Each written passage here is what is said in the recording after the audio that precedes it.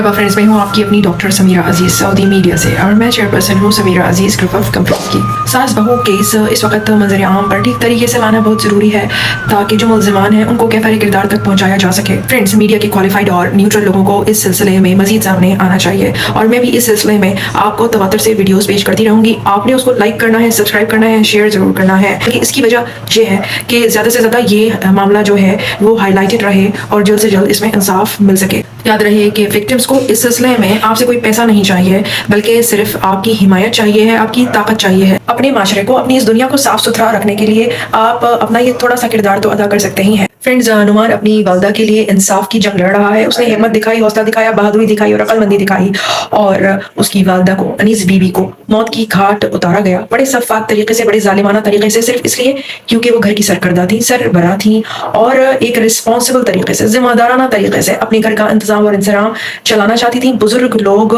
चाहे वो सख्त ही क्यों ना हो, उसूली ही क्यों ना हो, बावजह उसूली क्यों ना हो, बावजह सख्त ही क्यों ना हो, उनका एहतराम लाजिम होता है। लेकिन आजकल के छोटों को अब ये एहतराम करना आता नहीं है, बर्दाश्त नहीं है उनमें और कल की बहुएं घरों में दाखिल होकर सब कुछ अपने तरीके से चलाना चाहती हैं। काहली, सुस्ती, खुदगर्जाना तरीका, बदसलीकगी और भी बहुत कुछ, ये सब आज की जो लड़कियां हैं ये उनका वतीरा है। मुझे रिलेशन का कभी शक नहीं हुआ। ये मामला होते रहते थे कि जिस तरह मेरे ससुराल वाले हैं ना, वो मेरी बीवी को बहुत गलत गाइड करते थे। गलत गाइड इस तरह करना कि तूने घर में किसी को वैल्यू देनी सिवाय अपने शोहर के, तो वो इस तरह के काम मामला होते भी थे और मैं उसे प्यार से ही समझाता था। कभी मैंने हाथ चला की, कभी आज तक मैंने अपनी बीवी पे हाथ नहीं उठाया था। हमारी जो पुरानी खवातीन थी माशरे की, उनमें एक हौसला था, एक जज्बा था, एक सच्चाई, ईमानदारी थी, एक शराफत थी, वो मेहनती भी ज्यादा थी, जो कि आज की नस्ल में मफकूद है। उनको लगता है कि हमारी सासें मदाखलत कर रही हैं और अगर कर भी रही हैं तो अगर आप उस औरत को बर्दाश्त नहीं करेंगी जिसकी कोख से जन्म लेने वाले इंसान को आपने अपना मजाजी खुदा बनाया है, अपना शौहर बनाया है, तो आप उसी कोख को अगर बर्दाश्त नहीं कर सकती तो आप एक इंतहाई बेकार और फजूल औरत हैं। जिस तरह लड़कियां अपनी माँ को बर्दाश्त करती हैं, इसी तरह अपनी सास को अपनी माँ की जगह देकर बर्दाश्त कर लें तो क्या ही बात है। और फ्रेंड्स, यही मामला हुआ अनीस बीबी के साथ और यही कहा जा रहा है कि अपने बहनोई के साथ अनीला ने, यानी कि अनीस बीबी की बहू ने मरासिम कायम कर लिए और अब तो उनको अपना रास्ता साफ चाहिए ही चाहिए था। शोमा ये किस्मत कि अनीस बीबी ने खुद देख भी लिया रंगे हाथों से अनीला को अपने ही दामाद उस्मान के साथ।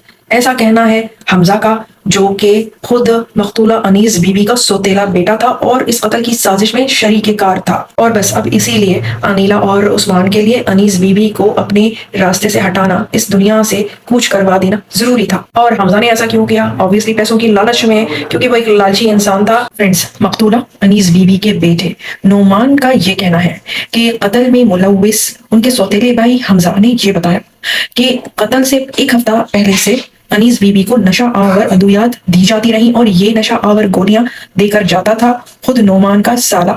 और जब वो घर में आ रहा था तब मकतूला अनीस बीबी ने कहा था कि ये सीधा बहू के कमरे में चला जाता है और यहाँ अपनी पुपी को सलाम करने नहीं आता।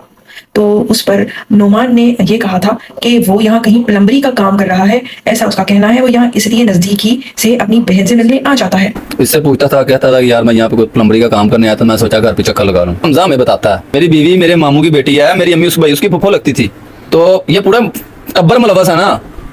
मैं आपको बता रहा हूँ कि अगर पूरा इन्होंने प्लानिंग किया 3 महीने से।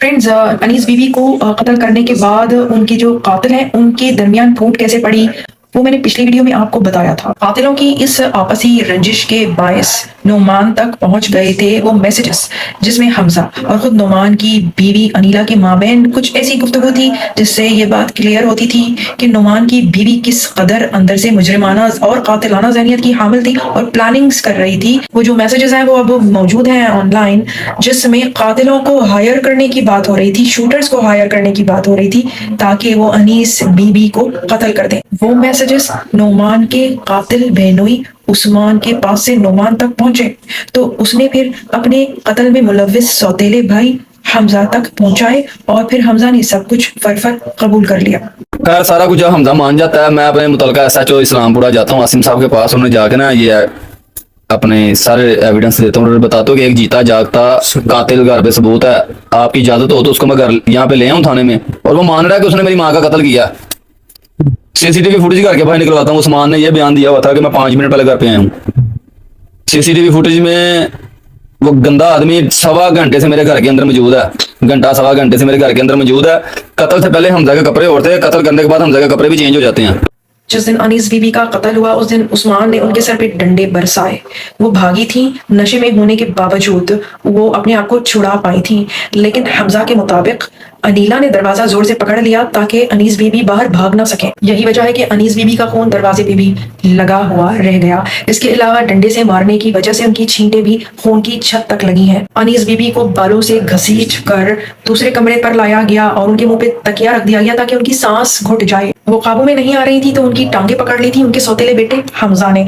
और इसी कशमकश में चश्मा पहनने वाला उस्मान, अनीस बीबी का दामाद जो था, उसका चश्मा उनके कपड़ों के अंदर कहीं रह गया। मेरी वालदा को जब गुस्ल दिया जाता है, दौरान गुस्ल मेरी वालदा की कमीज जब कटिंग करते हैं तो उनके गले से उस्मान की खून ऐनक मिलती है।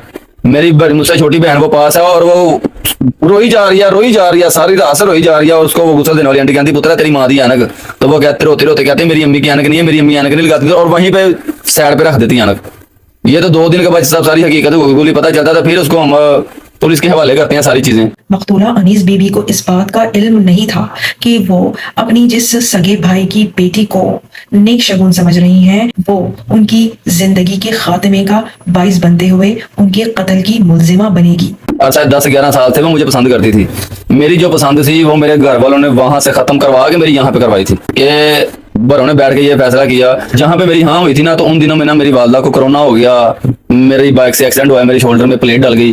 तो सब बड़ों ने बैठ के जिस तरह बातें होती हैं जी, वो कुड़ी मनू से इस तरह की बातें की, और मैं ऑपरेशन थिएटर में हूँ, तो रिश्ता इन्होंने खत्म कर दिया। पूरा 1.5-2 माह मुझे मोबाइल यूज करने की इजाजत नहीं थी, मुझे बाइक चलाने की 3-4 महीने तक इजाजत नहीं थी। मेरी बाजू ऐसी रही है, मैं बेड रेस्ट पे रहा हूँ, वहां से ना कर दी। और मेरी यहाँ पे इन्होंने घर वालों ने फाइट काफी की मेरे साथ, और मेरी वालदा ने कर दी। मेरी वालदा को कोरोना हुआ था और डॉक्टर ने बोला था ऑक्सीजन लगी हुई है कि इनको ना खामोश मौत है। जब मैं अपनी वालदा को हाँ गई थी ना कि माँ जी जिथे तुसी कहोगे ना उस तरह होएगा, मैनू तुहाडे तो वध के कोई नहीं हैगा, तुसी मेरी वालदा हो।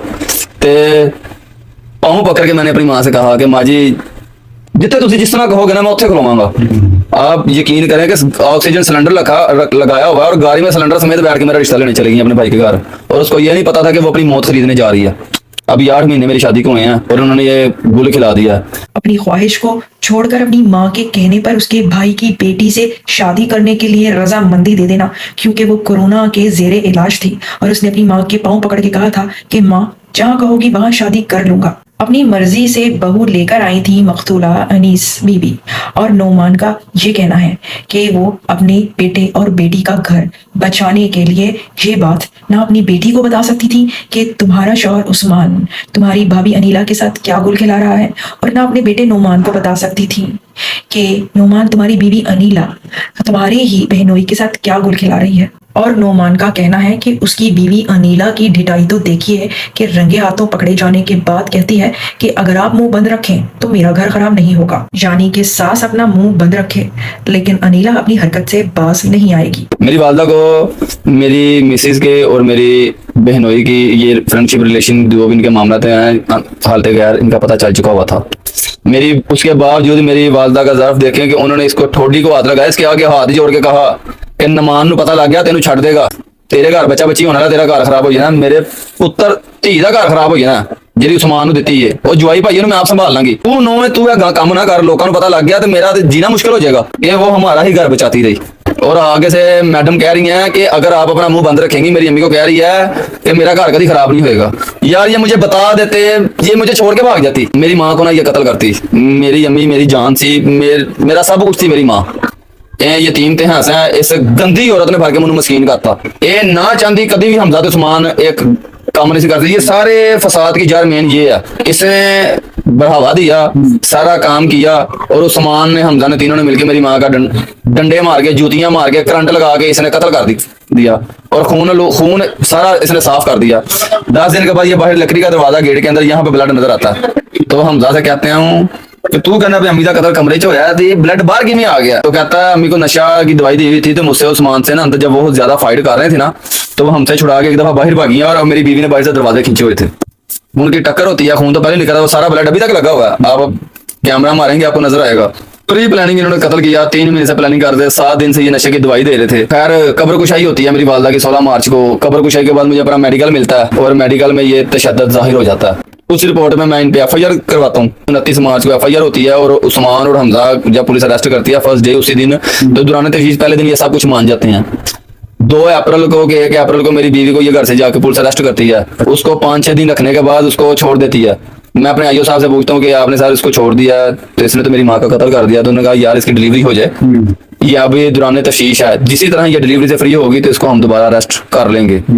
13-14 दिन का मेरे ये रिमांड होता है मुल्जिमों का, और मुल्जिम मेरे जुडिशल हो जाते हैं। तो अब मेरी बीवी का इंतजार है कि जिस तरह इसका ये डिलीवरी होगी तो उसके बाद इसे पकड़ेंगे। नुमान एक सआदतमंद बेटा है और उसने अपनी माँ की जिंदगी में भी हमेशा अपनी माँ का कहना माना, और आज उसकी मौत के बाद भी अपनी माँ के लिए जिस तरह डट कर लड़ रहा है वो अपनी मिसाल आप है। इसको माँ कहना ना, माँ नाम की तौहीन है। ये इसने एक माँ का कत्ल किया है और अपने ही बचाव के लिए इसने अपने बच्चे की कसम भी खाई, बचने के लिए अपने ही बच्चे को, जो अभी दुनिया में आया नहीं, जिसने अभी आंखें नहीं खोली, और उसकी ही कसम खा गई, अपने आप को बचा रही है। मैं कहता हूँ फिर जो इसको माँ बोलेगा ना, फिर शायद उसे भी माँ का नहीं पता कि माँ क्या है। मेरी माँ चली गई ना, मुझसे पूछे माँ क्या है। जब आप किसी परेशानी में होते हैं तो आपके लिए दुआ करने वाला पीछे नहीं होता। इसने मुझसे बहुत बड़ा दरख्त काट दिया, इसने मेरी कमर तोड़ दिया, और इसने मेरा वो लॉस कर दिया कि इनको तख्ता तार पे भी लटका दिया जाएगा ना, मेरा वो लॉस पूरा नहीं होना। जिस तरह मेरी माँ को जियत दी है ना, इन तीनों को उस तरह जियत मिलनी चाहिए। इन्होंने एक माँ का कत्ल किया। मरियम नवाज हैं, ये ना बहुत अच्छे काम कर रही हैं। मैं अभी तक बहुत इंटरव्यू देख चुका हूँ, लेकिन अभी तक उन तक मेरी आवाज नहीं पहुंची। मैं ये हाथ जोड़ के उनसे कह रहा हूँ, मैं खत्म हो चुका हूँ। जितनी मैं कोशिश कर सकता था मैंने की है, लेकिन मुझे अभी तक कुछ सही प्रैक्टिकली नजर नहीं आ रहा। मैं उनसे यही हाथ जोड़ कर अपील करता हूँ कि मेरी माँ को इंसाफ दिलाएं। आप लोगों को घर में जाती हैं, बहुत अच्छे काम करती हैं, मेरी माँ का भी दर्द आप महसूस करें, ठीक है? वो भी एक माँ थी, आप भी एक माँ हैं, और जिसने कत्ल किया है वो भी बदकिस्मती से माँ बनने जा रही है। ये इस ना चीज की हकदार नहीं है कि किस हालत में इसने मेरी माँ का कत्ल किया। तो मैं उनसे यही अपील करता हूँ कि भाई वो आए, मेरा दर्द महसूस करें, मुझे इंसाफ दिलाएं। मेरी अभी तक कोई सुनाई नहीं हो रही, ठीक है? मैं इनसे ये नहीं कहता कि ये आके मेरी माली सपोर्ट करें। इस अदालती केसों ने ना मुझे कज़ाई कर दिया है, मुझे उस चीज की टेंशन नहीं है। ये आके सिर्फ मेरे मुल्जिमों को ना तख्ते तार पे लटका दें, ये मुझे नजर नहीं, मेरी आंखों के सामने नजर नहीं आने चाहिए। मेरी माँ चली गई, मेरा घर तबाह हो गया, मेरी बहन का घर तबाह हो गया। क्या है मेरी जिंदगी का, मेरा फ्यूचर, मेरे बहन भाइयों का क्या है? इन कंधों पे इतनी बड़ी जिम्मेदारी आ गई है, मुझे नहीं पता कि मैंने उस जिम्मेदारी को किस तरह करना है। ना मैं इतना समझदार हूं। मेरे घर के सारे फैसले मेरी माँ करती थी। हम अपनी माँ से पूछते थे कि अम्मी जी